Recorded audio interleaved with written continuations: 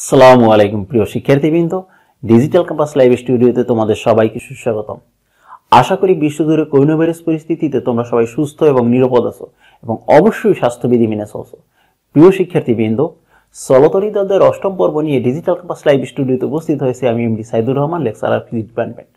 চলতরিত অধ্যায়ের অষ্টম পর্বে আজকে আমি হুইটস্টোন ব্রিজের ভারসাম্যের নীতি নিয়ে বিস্তারিত আলোচনা করব এবং এতৎ সংশ্লিষ্ট অত্যন্ত গুরুত্বপূর্ণ একটি গাণিতিক সমস্যার সমাধান করব। সো গাইস, বেশি কথা না বাড়িয়ে লেটস গো অ্যাহেড। ওকে প্রিয় শিক্ষার্থীবৃন্দ, তাহলে প্রথমে আমরা হুইটস্টোন ব্রিজ বর্তনীর ভারসাম্যের নীতিটি শিখব, কিন্তু তার পূর্বে অবশ্যই আমাদেরকে জানতে হবে হুইটস্টোন ব্রিজ বর্তনী কি। প্রিয় শিক্ষার্থীবৃন্দ, তাহলে হুইটস্টোন ব্রিজ বর্তনী কাকে বলে? চারটি রোধককে পরপর সাজিয়ে অর্থাৎ শ্রেণীতে সাজিয়ে একটি লুপ তৈরি করে তার বিপরীত দুই সংযোগের মাঝে একটি তড়িৎ কোষ এবং অপর দুই বিপরীত সংযোগের মাঝে একটি গ্যালভানোমিটার যুক্ত করে যেই বর্তনী পাওয়া যায় তাকেই বলা হয় হুইটস্টোন ব্রিজ বর্তনী। আমি আবার বলছি এবং পরবর্তীতে তোমরা আমার সাথে যে তোমরা চিত্র আঁকবে তার সাথে মিলিয়ে নিবে, ঠিক আছে? চারটি রোধককে পরপর সাজিয়ে অর্থাৎ শ্রেণীতে সাজিয়ে একটি লুপ তৈরি করে তার বিপরীত দুই সংযোগের মাঝে একটি তড়িৎ কোষ এবং অপর দুই বিপরীত সংযোগের মাঝে একটি গ্যালভানোমিটার যুক্ত করে যেই বর্তনী পাওয়া যায় তাকে হুইটস্টোন ব্রিজ বর্তনী বলা হয়। প্রিয় শিক্ষার্থীবৃন্দ, আমার সাথে সাথে আঁকবো এবং সংজ্ঞার সাথে মিলিয়ে নাও।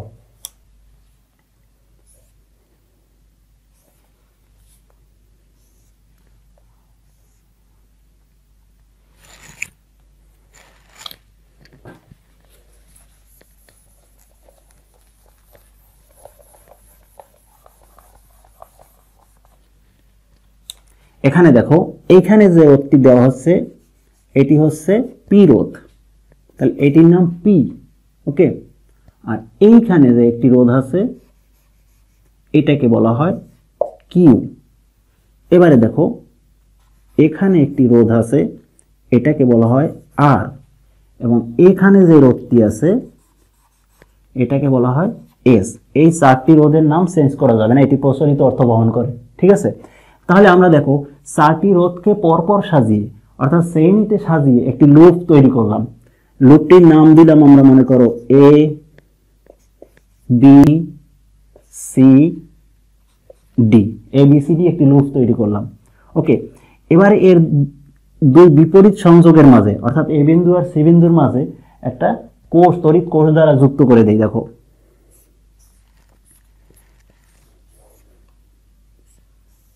এই যে দেখো, এ বিন্দু আর সি বিন্দুর মাঝে আমরা কিন্তু একটা তড়িৎ কোষ যুক্ত করলাম, এই যে দেখো।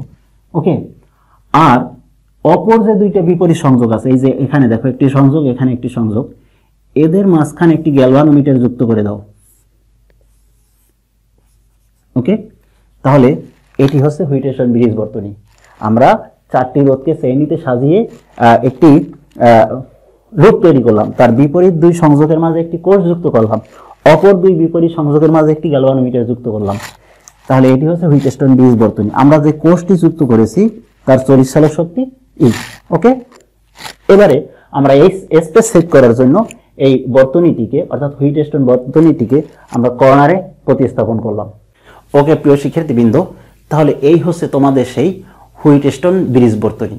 এবং এই ব্রিজ বর্তনীতে যে একটি তড়িৎ কোষ আছে, দেখো তার তড়িৎচালক শক্তি হচ্ছে ই, এবং এই তড়িৎচালক শক্তি ই এর কারণে কোষ থেকে যেই তড়িৎ যাত্রা শুরু করবে সেই তড়িৎ কিন্তু দেখো এ বিন্দুতে গিয়ে দুটি বিকল্প পথ পাবে, একটি এবি বরাবর এবং আরেকটি হচ্ছে এডি বরাবর।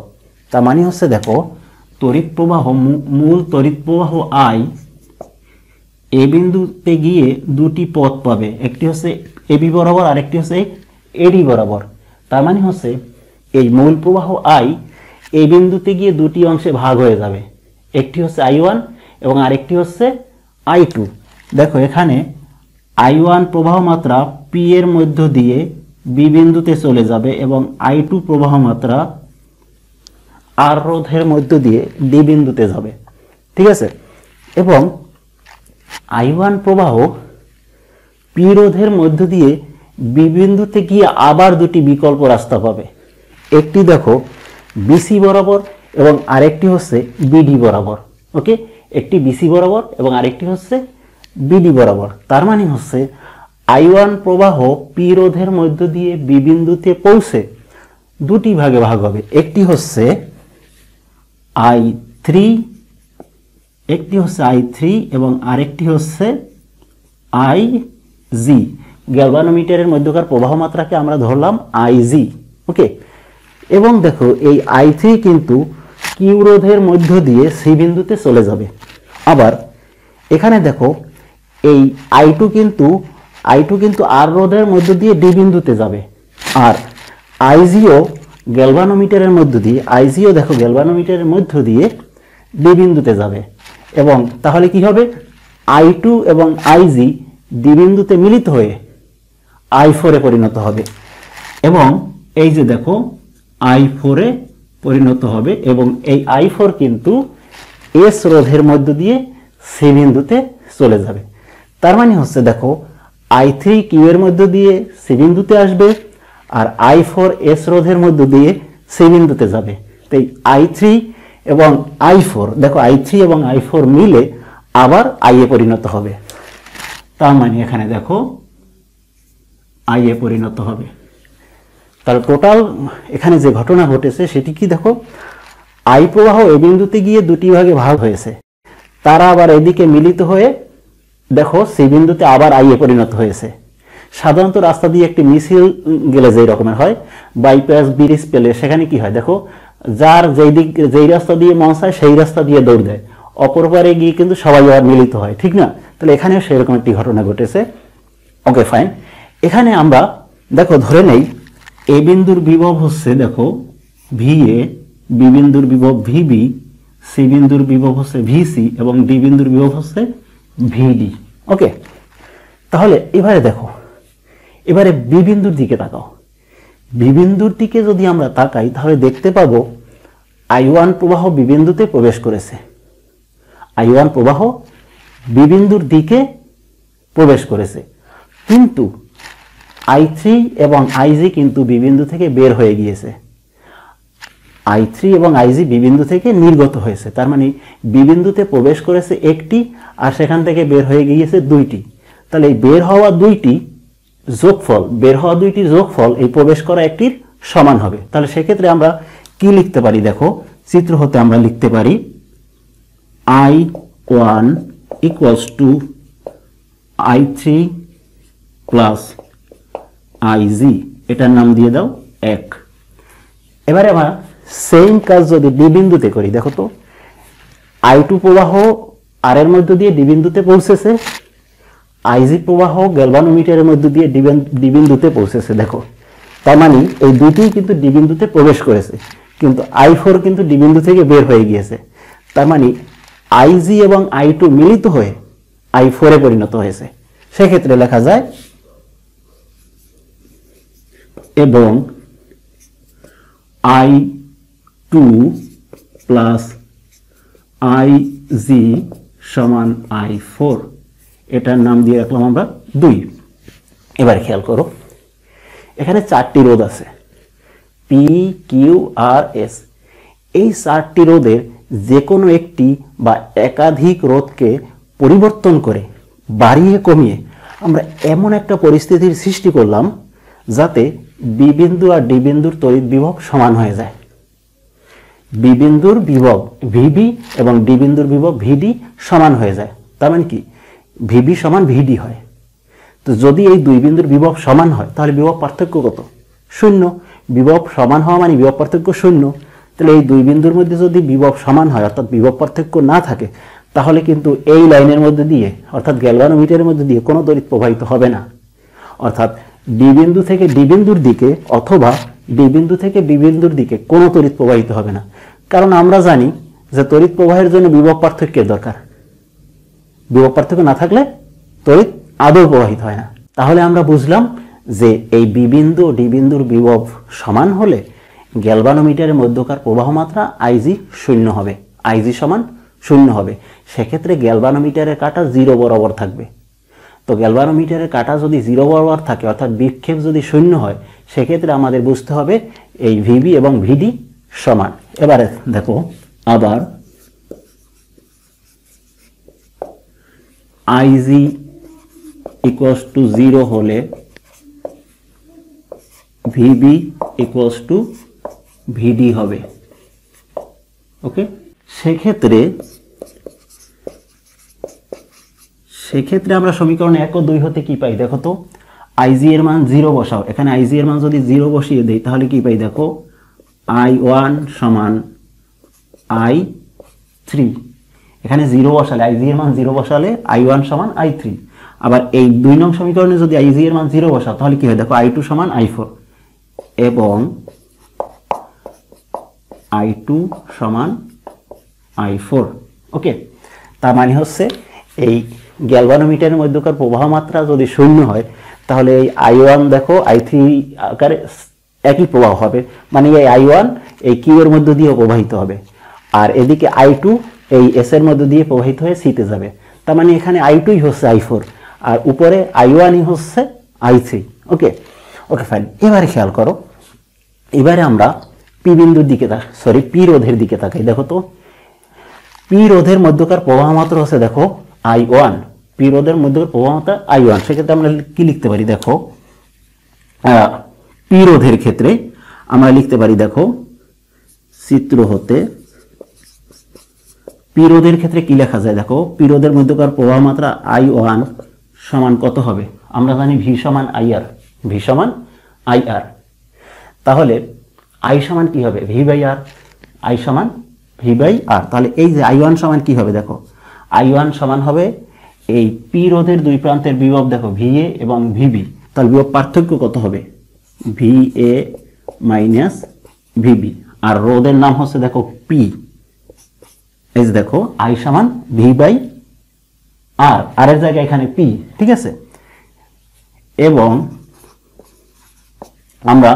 আমরা যদি এখানে দেখো এই কিউ রোধের দিকে তাকাই, কিউ রোধের দিকে তাকাও, তাহলে কি লিখতে পারি দেখো, কিউ রোধের মধ্যকার প্রবাহ মাত্রা কত দেখো, I3।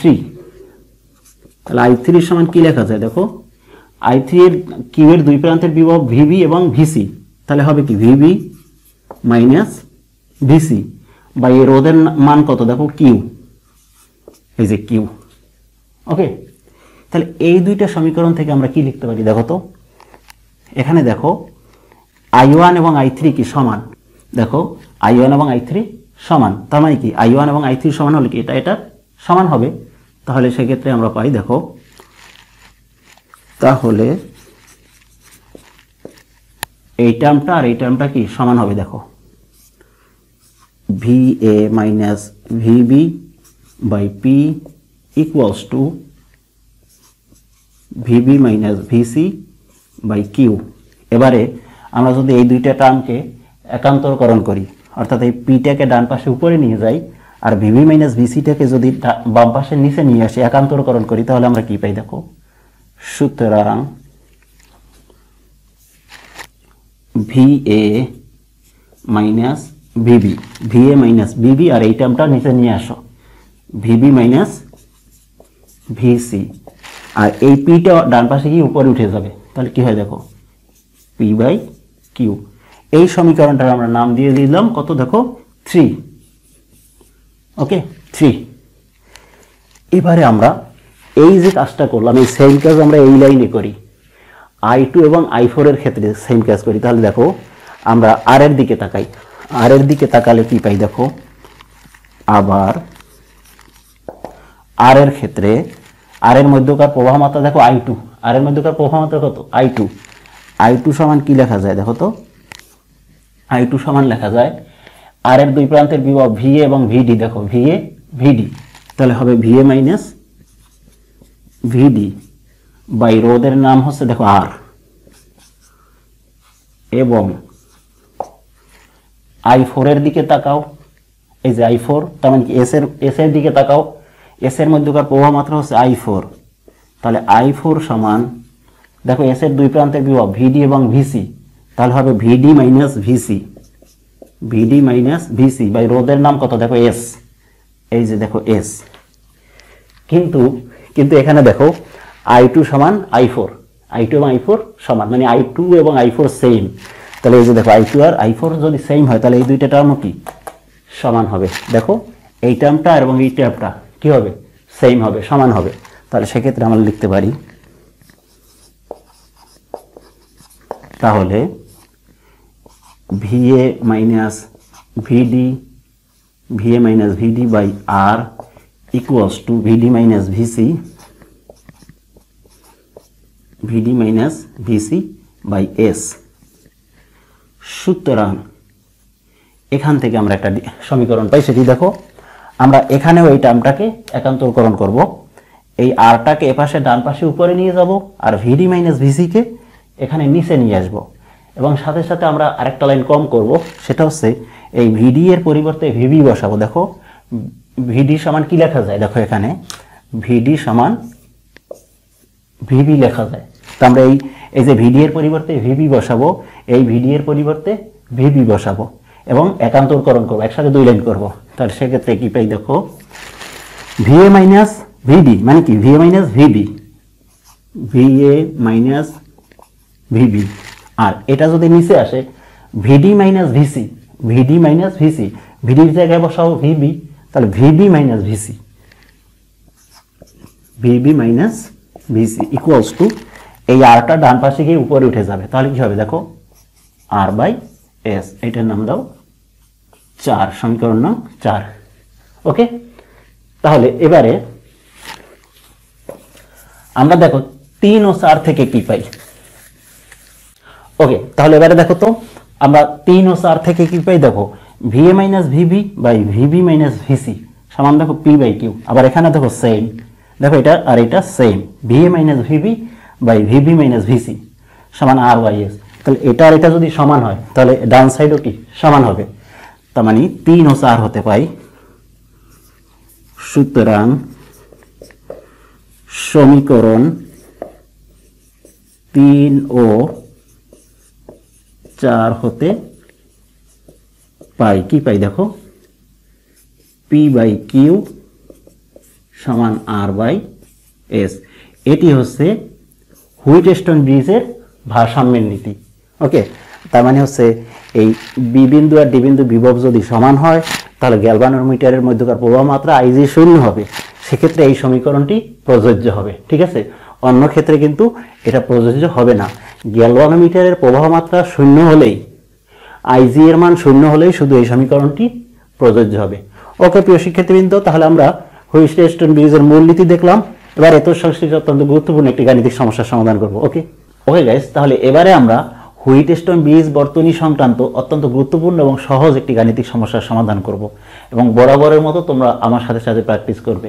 ওকে, তাহলে দেখো এখানে প্রশ্নে কি বলছে, একটি হুইটস্টোন ব্রিজের 4 বাহুতে যথাক্রমে 5, 15, 20 ও 100 ওহমের রোধ যুক্ত আছে। একটি হুইটস্টোন ব্রিজের 4 বাহুতে যথাক্রমে 5, 15, 20 ও 100 ওহমের রোধ যুক্ত আছে। চতুর্থ বাহুতে আরো কত রোধ কিভাবে যুক্ত করলে ব্রিজটি ভারসাম্য লাভ করবে। ওকে, তার মানে এখানে দেখো 4 বাহুতে 4টি রোধ যুক্ত আছে, কিন্তু তাতে ওই ব্রিজ বর্তনীটি কিন্তু ভারসাম্য লাভ করে না। আমরা জানি যে হুইটস্টোন ব্রিজ বর্তনীতে 4টি বাহু আছে, ঠিক আছে, 4টি বাহুতে 4টি রোধ, আর এখানেও কিন্তু দেখো 4টি রোধ আছে, কিন্তু এই 4টি রোধ দ্বারা ওই ব্রিজ বর্তনীটি ভারসাম্য লাভ করে না। বসে চতুর্থ বাহুতে আরো কত মানের রোধ কিভাবে যুক্ত করলে ওই ব্রিজ বর্তনীটি ভারসাম্য লাভ করবে। ওকে, তাহলে আসো আমরা সমাধান করি।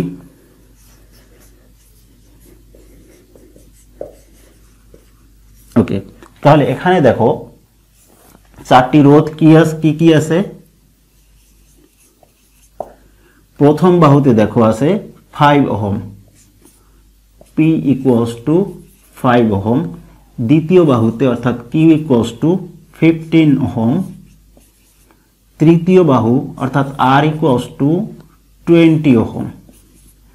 এবং চতুর্থ বাহুতে আছে দেখো 100 ওহম, কিন্তু এটাকে আমরা S লিখব না, এটাকে S লেখা যাবে না, কারণ PQRS হচ্ছে ওই 4টি রোধ যার দ্বারা ব্রিজ বর্তনীটি ভারসাম্য লাভ করে। কিন্তু অঙ্কটা পড়ে আমরা বুঝতে পারলাম যে এই 4টি রোধ দ্বারা বর্তনীটি ভারসাম্য লাভ করে না, বিশেষ করে সেটি এই চতুর্থ বাহুতে যে রোধ আছে তার কারণে। কিভাবে এটা বুঝলাম দেখো, বলছে চতুর্থ বাহুতে আরো কত রোধ যুক্ত করলে, তার মানে চতুর্থ বাহুতে আরো রোধ দরকার হবে। ঠিক আছে, তাহলে যেহেতু চতুর্থ বাহুতে যে 100 ওহম রোধ আছে এটা দ্বারা ভারসাম্য লাভ করে না, সুতরাং এটাকে আমরা এস লিখতে পারবো না, এটাকে অন্য কিছু একটা লেখো তোমার ইচ্ছা, অ্যাজ ইউ উইশ। ঠিক আছে, অন্য কিছু একটা লিখে আমি এটাকে লিখতে চাচ্ছি S1, S1 equals to 100 ohm. ওকে, তাহলে এবারে আসো, তাহলে চতুর্থ বাহুতে কত রোধ যুক্ত করতে হবে? আমরা ধরে নিলাম সেই রোধটি হচ্ছে S2। মনে করি চতুর্থ বাহুতে S2 মানের আরো একটা রোধ যুক্ত করতে হবে। ভারসাম্য পেতে হলে, ভারসাম্য প্রতিষ্ঠা করতে হলে চতুর্থ বাহুতে আরো একটি রোধ যুক্ত করতে হবে, সেটি আমরা ধরে নিলাম S2। তাহলে সেটি কত? তাহলে প্রথমে আমরা বের করব যে চতুর্থ বাহুতে মোট কত রোধ হলে, চতুর্থ বাহুতে মোট কত রোধ হলে ওই বীজ বর্তনীটি ভারসাম্য লাভ করে, অর্থাৎ এস এর মান কত হলে বীজ বর্তনীটি ভারসাম্য লাভ করে। তো যদি এস আমরা বের করি, অর্থাৎ মোট কত রোধ লাগে সেটি যদি আমরা বের করতে পারি, আর কত যুক্ত আছে তা তো এখানে আছেই দেখো, তাহলে আমরা বুঝতে পারবো আর কত যুক্ত করতে হবে। ঠিক আছে, তাহলে আমাদের কি প্রথমে কি করতে হবে? চতুর্থ বাহুতে মোট কত রোধ দরকার আমরা প্রথমে সেটি বের করব। তাহলে আসো, আমরা জানি P by Q equals to R by S, এটি হল বীজ বর্তনীর ভারসাম্যের শর্ত। Implies that PS equals to QR, সুতরাং S equals to QR by P equals to মানগুলো বসিয়ে দাও। কিউ এর মান কত দেখো 15 ইন্টু আর এর মান কত দেখো 20 বাই পি এর মান কত দেখো, পি এর মান হচ্ছে দেখো 5 ওহম। এটা কাটাকুটো করো, ক্যালকুলেটর টিপো, দেখো এটা আসে সম্ভবত 60 ওহম। এটা আসে কত বলো? 60 ওহম আসে। Okay fine, 60 ohm. ওকে, এবারে দেখো তাহলে চতুর্থ বাহুতে মোট দরকার কত ওহম? 60 ওহম। চতুর্থ বাহুতে মোট রোধ দরকার 60 ওহম। ভারসাম্য পেতে হলে মোট দরকার 60 ওহম, কিন্তু আছে কত? অলরেডি 100 ওহম যুক্ত আছে। তাহলে আর কত দরকার? আর কি আদৌ দরকার? কি করা দরকার? আরো কমানো দরকার, কারণ টোটাল লাগবে 60 ওহম অথচ যুক্ত আছে 100 ওহম। তার মানে কি যা লাগবে তার থেকে বেশি আছে, তার মানে রোধ কমাতে হবে। আর রোধ কমানো যায় কিভাবে? আমি তোমাদেরকে যখন রোধের সমবায় শিখিয়েছি তখনই আমি এবং তার ম্যাথমেটিক্যাল প্রবলেম সলভ করেছিলাম, তখনই আমি তোমাদেরকে বলেছিলাম যে রোধ কমানোর একটা প্রসেস হচ্ছে সমান্তরাল সমবায় যুক্ত করা। অর্থাৎ রোধ যদি কমাতে চাও তাহলে তার সমান্তরালে আর একটা রোধ যুক্ত করে দাও। তার মানে হচ্ছে এই S2 কে এই S1 এর সাথে সমান্তরালে যুক্ত করে দিলেই 100 থেকে কমে যাবে। ঠিক আছে, তাহলে এরকমের যদি কখনো দেখো যে দরকার যা তার থেকে বেশি অলরেডি যুক্ত আছে, তখন তোমাদেরকে অবশ্যই কি করতে হবে? সমান্তরালে রোধ যুক্ত করতে হবে। তাহলে আসো, যেহেতু S1 গ্রেটার দেন S, তাই S2 কে চতুর্থ বাহুতে সমান্তরালে যুক্ত করতে হবে, সমান্তরালে যুক্ত করতে হবে।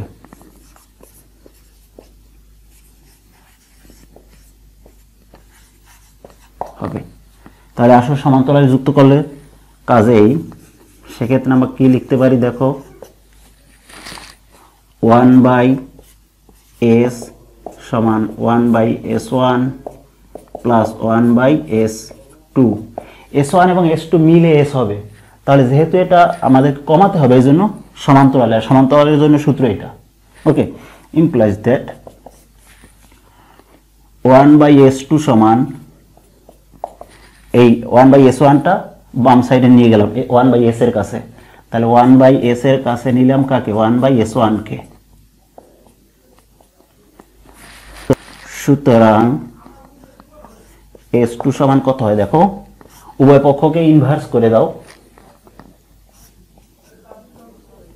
1/s এস এর মান কত দেখো, এস এর মান হচ্ছে 60 প্লাস 1 বাই S1 এর মান কত দেখো 100 সমান, দেখো তো ক্যালকুলেটিভ এটা কত হয়, এটা হবে সম্ভবত হবে এটা 150 ওহম, 150 ওহম। এবং এটা কিভাবে যুক্ত হবে, সমান্তরালে।